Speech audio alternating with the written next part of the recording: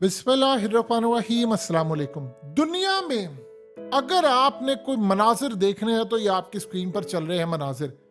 ये इतने भयानक मनाजिर हैं, इतने भयानक है। अगर हकीकत टीवी कोई बात कहे तो शायद आप कहेंगे कि नहीं यार, हम लोग मुसलमान हैं, ये हमारे दिल में फ़लस्तीन का दर्द है। तो है ये इसराइल का मीडिया, उनके आर्मी, उनके साबिक आर्मी के लोग, उनका इजरायली आर्मी का रेडियो हैरेट्स, उनके तमाम मीडिया चैनल, सब लोग ये बात कह रहे हैं।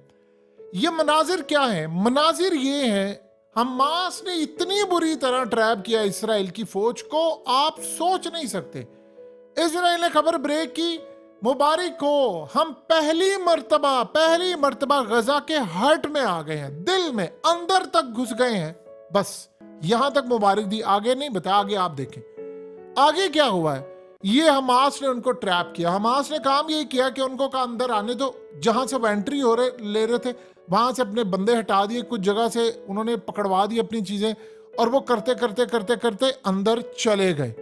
अब जब वो अंदर चले गए हैं तो हमास ने कहा अब हमारे एरिया में आया, अब हम तुम्हें बताएंगे। अब उन्होंने काम क्या किया, सड़कों पर सामने इसराइली फौजी, जहां हमास चाहती थी कि वो आ जाए, वो वहां पर आ गए। और अब हुआ ये है कि वो समझ रहे थे कि हम अंदर तक चले गए हैं, जबकि हमास ने उनको अंदर आने दिया है। ये दो सूरत हाल समझिएगा। सम टाइम आपको बॉलर फुल टॉस करवा देता है तो इसका ये मतलब नहीं है कि वो फुल टॉस जो है वो उसके हाथ से गेंद फिसल गया।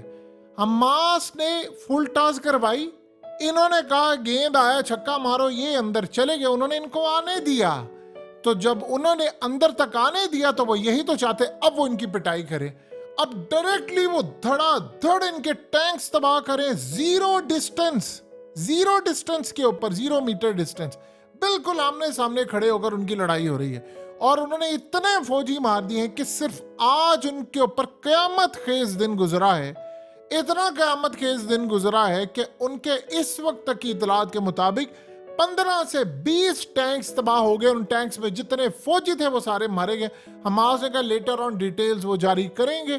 अब यहां पर जो सबसे बड़ा मसला है कि आमने सामने फौजी आ गई है, दिल के अंदर वो उतर चुके हैं, धड़ाधड़ लड़ाई हो रही है कब्यूस बिल्डिंग से। और सबसे बड़ा इशू जो इसराइल की फौज के कमांडर ने इस वक्त बयान दिया है, जो उनकी हिब्रू मीडिया के ऊपर आया है, उसने कहा है ये इजराइल की तारीख की सबसे मुश्किल तरीन जंग हो गई है, क्योंकि हमारे लिए सबसे बड़ा प्रॉब्लम ये होता है एम्बुश। एम्बुश कहते हैं कि अचानक से आप कहीं से भी उठकर बाहर से आते हैं और आप हमला करें, इसे कहते हैं सरप्राइजिंग हमला। यानी आप अंदर जा रहे हैं, टैंक्स आपके अंदर जा रहे हैं, आपको पता नहीं है कि जहां आपका टैंक खड़ा है वो अचानक नीचे से उठेंगे और आपको मार देंगे और अंदर तक चल देंगे, आपको पता ही नहीं चलेगा। जिसे इसराइल के एक फौजी ने जो बात की है उसकी जुबान में अगर समझना चाहते हैं कि भूत हैं ये लोग, भूत की तरह आते हैं, मारते हैं, गायब होते हैं, चले जाते हैं। इसराइल बाद में क्या करता है, जब उसको खबर मिलती है कितने टैंक तबाह हो गई थी, 15 टैंक तबाह हो गए, अच्छा 15 अरब का नुकसान हो गया, मारो जाकर गजा के ऊपर एक स्ट्राइक करो, 400 बंदा मार दो, उनका बदला लो। वो इस तरह करे, वो विराम बंदों को मारे। अब ये सूरत हाल आज पैदा हुई है कि अब ये ट्रैप कर लिए। ये वही स्ट्रेटजी है जो अफगान तालिबान वाली थी। जैसे ही उन्होंने देखा, यानी अमेरिका ने जब वो अफगानिस्तान में एंटर हुआ तो अफगान तालिबान ने कोई रेजिस्टेंस नहीं की। यानी आप होता है कि आप कहते हैं ना कि यार आप लड़ो लड़ो लड़ो, थोड़ा सा लड़ो, थोड़ा सा लड़ाई करो, फलाना करो, ये करो, वो करो। तो उसने कहा जी ये सूरत हाल तो नहीं हम करेंगे। उन्होंने सारे के सारे पहाड़ों में भागे, अमरीकी अंदर तक घुसे। उन्होंने कहा ये क्या हुआ, ये तो हमने जंग जीती। वो फतह ही उन्होंने डिक्लेयर कर दिया। उन्होंने कहा जी 2 महीने के अंदर अंदर उन्होंने हल्की हल्की रेजिस्टेंस करते रहे, पीछे हटते रहे। तो 2 महीने बाद अमेरिका ने कहा हमने फतह हासिल कर लिया, अब हम यहाँ डेमोक्रेसी इंस्टॉल करेंगे, मुबारक हो, अब हम यहाँ कुछ अरसा रहेंगे, फिर उसके बाद देखेंगे हमने वापस जाना है, कुछ नहीं करना। उन्होंने सोचा ये अंदर आ गए, उनको पता ही नहीं था, उनको तो लाया गया है। जब वो अंदर आ गए तो फिर 23 साल जो अफगानिस्तान में जूते पड़े हैं अमेरिका को, नेटो को, जो हाल हुआ है, वो जंग तो फिर ऐसे जीत सकते थे। हमास को आज तक सबसे बड़ा डिसएडवांटेज क्या था, इजरायली आते थे, ऊपर से स्ट्राइक करते थे, मार के चले गए। आमना सामना तो उनका होता ही नहीं था, क्योंकि कभी इजराइल आई नहीं। अब वो ग्राउंड पर उतरे हैं। अब वो करते क्या हैं, टैंक्स को आगे लेकर आते हैं कि हम अपने बंदों को बचाएं। आप जानते हैं वो क्या कहते हैं, वो तो यहां तक कहते हैं यानी उन्होंने ये बात क्लियरली कही हुई है कि जब हमने लेबनान या तमाम ममालिक को फतह करना है तो सिर्फ हम अपने ही मज़हब के लोगों को रहने की इजाज़त देंगे और उन्हीं की चीज़ें होंगी, बाकी सब तबाह करना है। तो वो तो उनके तो तसव्वुर में ही चीज़ नहीं है। अब कहानी क्या है? कहानी ये है कि वो कहते हैं कि हमने इनको अंदर आने दिया है। अब वो टैंक्स लेकर आते हैं कि ताकि बंदे बचे, टैंक्स मुकाबला करें।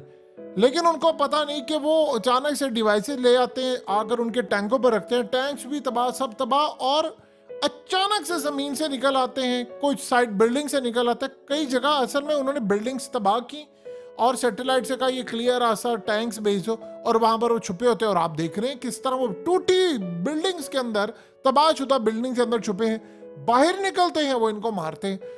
और अब तक उन्होंने, आज की सिर्फ बात कर ले तो 20 टैंक्स गाड़ियां अब तक जो जंग छिड़ी है उसमें करीबन उनके 150 के करीब टैंक्स, उनकी बख्तरबंद गाड़ियां, इनके वो टैंक्स असल में डिजाइन उन्होंने किए हुए थे हमास से बचाव के लिए, और उनको ये पता ही नहीं था कि इस जंग को इस तरह भी जीता जा सकता है। देखिए, जंगों की स्ट्रेटजीज हुआ करती हैं। ऐसा नहीं है कि आपके पास बड़ी एयरफोर्स है, सम टाइम आप अंदर आने देते हैं। आपके इलाके में कोई घुस जाता है तो आप कहते हैं ठीक है अंदर तक चले जाओ। अब वो तो कह रहा है जी देखो मैं पहुंच गया हूं, आज से पहले पहुंचे नहीं, बड़ी मुबारक है और फलाना, लेकिन आपको पता नहीं होता, आप तो ट्रैप हो पड़े हैं। और वो जो टैंक्स आपने 20 अंदर घुसा दिए गजा के इनसाइड हट के अंदर, आपको पता ही नहीं था, आपके सारे टैंक तबाह हो गए। अब दोबारा आपको पीछे से लाने पड़ेंगे। तो उन्होंने कहा कि अच्छा फलानी साइड से, इन्होंने कहा हमने गजा को चारों तरफ से इनसर्कल कर लिया है, घेर लिया है चारों तरफ से। प्रॉब्लम ये है कि ऐसी जंग की स्ट्रेटजी ये समझ ही नहीं पाए। ये समझ रहे हैं कि जी हम कामयाब हो रहे हैं, वो कह रहे हैं नहीं जी ये तो ट्रैप था, और वो धड़ाधड़ इनको मारी जा रहे हैं। और ये बदले में क्या कर रहे हैं, ये धड़ाधड़ वहां पर जो फलस्तीनी गजा के अंदर निहत्ते हैं उनको वो मार रहे हैं। असल में इस दफा हुआ ये है कि चंद हजार रुपए का कैमरा पाकिस्तानी रुपीस में इनके पास बड़ा हुआ था, वो कैमरे लगा के वो दुनिया को बता रहे हैं कि देखो ये रेजिस्टेंस है। आप एक बात बताइए, अगर ये वीडियोस वो जारी ना करते, क्या दुनिया को, आपको, हमें कभी पता चलता? दुनिया में क्या खबर होती? इजराइल ने फलाने बंदे मार दिए, इतने मार दिए, वो मार दिए, वो मार दिए। अच्छा उन्होंने 1000 बंदा मार दिया, बदले में उनके 2 बंदे मारे। ये आता, आपको पता चलता है एक दिन में 20 टैंक तबाह हुए, आपको पता चलता है एक दिन में 40 बंदे उनके मारे गए। अब आप बताइए, एक टैंक या एक जो व्हीकल है आर्म, वो आप उसका अंदाजा कर सकते, उसमें 3-4 तो फौजी होते हैं लाजमी, उन्होंने हर जगह देख रहे हैं, 5 भी होते हैं। तो अगर 20 गाड़ियों को 5 के साथ मल्टीप्लाई कर लें तो आप अंदाजा कर सकते हैं, या चले 4 कर लें, 180 यानी कितने उनके मारे जा रहे हैं। अगर हम 2 भी कर लें 15-20 गाड़ियों के साथ, तो 35-40 तो डेली बेसिस पर उनके बंदे मारे जा रहे हैं। ये समझ रहे हैं हम अंदर चले गए, फलाना चले गए। अब आप ये देखें कि इन्हीं के मीडिया के ऊपर ये बात कही जा रही है कि जंग बड़ी खतरनाक हो रही है, हमने कभी सोचा भी नहीं था कि इतनी ज्यादा खतरनाक जंग हो जाएगी। ये कोई और बंदा हो तो समझ आती है, ये असल में इजराइल की आर्मी के तर्जुमान ये बात कह रहे हैं कि भाई ये जंग बड़ी खतरनाक है और हमें वो मार रहे हैं, और अचानक से निकल कर आते हैं। पिछले काफ़ी अरसे के अंदर उन्होंने कहा कि इस सारी सूरत हाल में हमें बड़ा ही तबाही का सामना करना पड़ा। अब इनके पास सोल्यूशन क्या है? देखिए, इस वक्त इसराइल को समझ ये बात नहीं आ पा रही, अंदर तक वो चले गए हैं। यानी आप ये देखिए, वो कह रहे हैं कि अमेरिका को जो हमने कहा था, अमेरिका हमारी वो बात मान नहीं रहा। वो न जाने क्या बात कह रहे हैं कि मीडिया के ऊपर अमेरिका हमारा सब्र आजमा रहा है, हमारा सब्र टेस्ट कर रहा है। आप ये देखिए कि इसराइल की आर्मी के जो करता धरता, वो कह रहे हैं कि जी पहली मर्तबा कई दहाइयों में हम गजा के अंदर उसके दिल तक पहुंच गए हैं, कभी यहाँ जा नहीं सके, और हमें इस सारी सूरत हाल के अंदर सामना करना पड़ा है कुछ दुश्मनों के साथ जो बड़े मुश्किल है। अब उन्होंने काम क्या किया है, आप ज़रा इस तस्वीर को गौर से देखिए, बड़ी गमज़दा सी एक तस्वीर है। ये असल में सुल्तान सलाहुद्दीन अय्यूबी मस्जिद इसका नाम है, और इसको उन्होंने स्पेशली टारगेट करके बनाया क्योंकि सुल्तान सलाहुद्दीन अय्यूबी से आपको पता वैर कितना है, और उन्होंने इनके खिलाफ जो जंगें थी सलीबी, वो किस तरह जीती थी। देखिए, स्ट्रीट के ऊपर जो लड़ाई इस वक्त चल रही है उसमें तो इसराइल का हो रहा है बहुत ज़्यादा नुकसान। ये तो एक वो चीज़ है जिसे इसराइल डिनाई नहीं कर सकता। अब वो कर क्या रहे हैं, वो दुनिया को ये कह रहे हैं कि हमने इस वक्त 12 के करीब जो हमारे पास कैदी थे वो हमने रिहा किए हैं। यानी हम बिल्कुल उनको छोड़ने के लिए तैयार हो गए हैं, लेकिन इसराइल ने कह दिया है कि हमने उनको रिलीज नहीं होने देना। अब उन्होंने असल में ब्लेम डाल दिया इसराइल के ऊपर। उन्होंने कहा जी जो फॉरेन नेशनैलिटीज़ के लोग हैं, यानी चाहे वो रशिया के हो या फलाने के हो, हम उन कैदियों को रिहा करेंगे। जिनके पास इसराइल की नेशनैलिटी है उनको नहीं करेंगे, क्योंकि हम दुनिया के साथ लड़ाई नहीं करना चाहते इनके साथ, और हमने इनको भी कोई नुकसान नहीं पहुंचाया। तो इस सारी सूरत हाल के अंदर उन्होंने कहा जी हम तो पूरी तरह तैयार हैं, और आप देख लें इसराइल को कि इसराइल ही लेना नहीं चाह रहा, और दुनिया को वो ये बता रहा है कि देखो ये कितने गंदे लोग हैं और ये फलाना ऐसे कहते हैं। लेकिन उसके बाद आप अंदाज़ा कर लें कि वो अपने मकासद को पूरे करने के लिए वो कैदियों को लेने को तैयार नहीं। यानी मिसाल के तौर पर अगर कोई जर्मन है, कोई रशियन है, लेकिन उसके बाद इसराइल की नेशनैलिटी है, कोई फ्रांस का है, तो वो कह रहे हैं कि वो उनको रिलीज करवाने को तैयार नहीं, क्योंकि वो समझ रहे हैं कि हमारी बेइज्जती है। क्योंकि एक ही चीज़ वो चाह रहे हैं, वो दुनिया को बताना चाहते हैं कि हम कैदी रिहा करके लेकर आए थे। असल में जब वो कैदी रिलीज करते हैं और उसके बाद गुस्सा होता है बहुत ज़्यादा कैदियों का गुस्सा होता है इसराइल की फ़ौज के ऊपर, और वो ये चाहते हैं कि हम उनको कहें कि हमने इनको मारा है, हम इनको रिलीज करवा के लाएं और अपनी मर्जी की स्टेटमेंट दिलवाएं। वो वहाँ से कैदी आते हैं और वो आकर स्टेटमेंट देते हैं कि जी हमास ने तो हमारे साथ बड़ा अच्छा सलूक किया, डॉक्टर से उनका खाना पीना मिला, और वो आकर सारे का सारा ब्लेम जो है वो हुकूमत और फौज के ऊपर डालते हैं। ये तो कभी जिंदगी में देखने को नहीं मिला। और यहाँ जो सूरत हाल इस वक्त पैदा हो रही है वो तो सबसे, देखिए इन्होंने काम यही किया है कि इसराइल की फौजों ने कहा जी हमने बहुत सारे जो टनल्स हैं वो पकड़ लिए हैं, हमने ये कर लिया वो कर लिया। लड़ाई तो उन्होंने की है और कर रहे हैं, और कई जगहों के ऊपर आपको ऐसा लग रहा होगा कि शायद हमास पूरी तरह तबाही का शिकार हो रही है, लेकिन कई जगह ऐसी हैं कि जहां पर वो कह रहे हैं कि हमने इनको अंदर तक खुद आने दिया है ताकि हम इनको मार सकें। अब यहाँ पर देखने वाला काम होगा कि क्या वो अफगानिस्तान की तरह इसको पूरी तरह जीत पाएंगे। अगर वो जीत पाते हैं तो इसराइल, देखिए ये फिर तो ये जंग समझ लीजिए कि साल 2 साल कहीं नहीं गई, ये तो फिर वो लंबी जारी होगी। फिर इसराइल की स्ट्रेटजी ये होगी कि कम से कम इसको हम बाहर तक लेकर जाएं, जिस तरह अमेरिका ने काम क्या किया अफगानिस्तान में। जब वो फंस गया तो उसने कहा अच्छा अब मैं क्या करूं, इसको पाकिस्तान मुंतकिल करो। वो टीटीपी और वो फलाना वो मुंतकिल की, इराक शुरू की, लिबिया शुरू की, शाम के अंदर फलाना सारी दुनिया का ध्यान उधर चला गया। लेकिन उसके बावजूद फिर 22 साल के बाद जूते खाकर अमेरिका को आफ्टर ऑल निकलना ही पड़ा।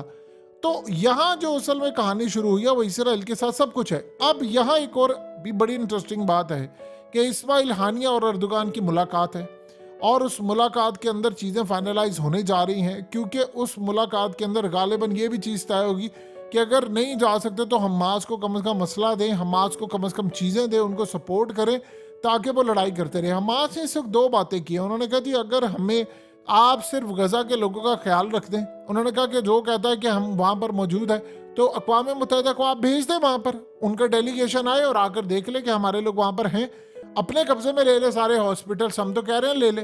तो इस सारी सूरत हाल में अगर उन्होंने कहा हम होते तो फिर जाहिर सी बात है हम कभी ये बात ना करते।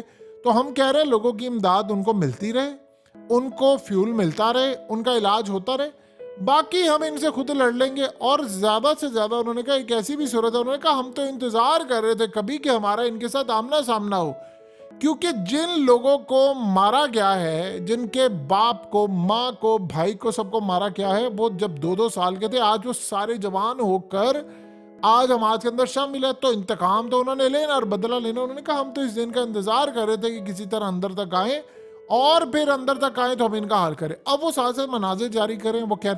असल में एक और भी बड़ी मजे की बात है, अभी तक इसराइल ने अपने टैंक्स के ऊपर जो लगे हुए कैमरे हैं, जो पीछे सैटेलाइट के साथ मॉनिटर हो रहे हैं, वहां से इसराइल ने अभी तक वो फुटेज नहीं जारी की कि हमने इतने भड़का दिए। हमने, वो ऐलान जरूर करते हैं, भाई फुटेज तो है ना आपके पास, अमेरिका के पास भी तो होती थी ना फुटेज, कुछ ना कुछ तो वो जारी कर ही देते थे ना, लेकिन ये जारी क्यों नहीं करे? आप बताएं ना कि आपने किया, आपके पास फुटेज है, आपके पास स्कैनिंग की चीज़ें हैं, उनके पास असल में अफगान तालिबान के पास तो एडवांस असला आ चुका था, वो तो अमेरिका के हेलीकॉप्टर और चीज़ें भी तबाह कर देते थे।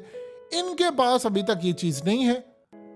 ये रॉकेट वगैरह मार लेते हैं, बहुत सारी चीज़ें मार लेते हैं, लेकिन यहाँ पर एक ऐसा भी मामला सामने आ रहा है जिसमें उनको ये लगता है कि ग्राउंड पर हम इनको पकड़कर ज़्यादा तबाही का शिकार बना दे।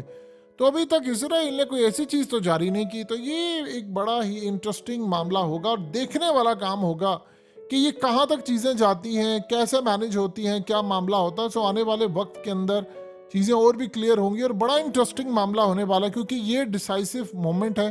आपको पता चल जाएगा कि यहाँ कौन जीतेगा, कौन हारेगा और किसकी कितनी पावर होगी और कल को फ्यूचर खिते का क्या होगा, ये लड़ाई डिसाइड करेगी।